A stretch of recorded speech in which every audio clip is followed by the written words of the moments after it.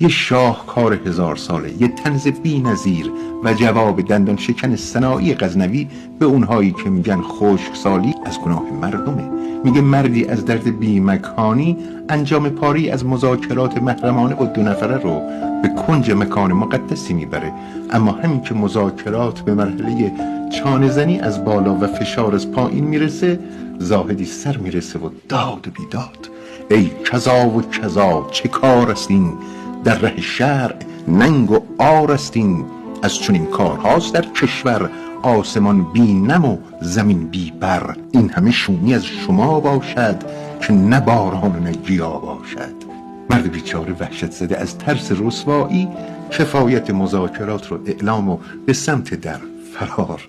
اما نزدیک در یاد خودنویس طلا افتاد و سر رو که برگردون دید زکی جناب زاهد خودش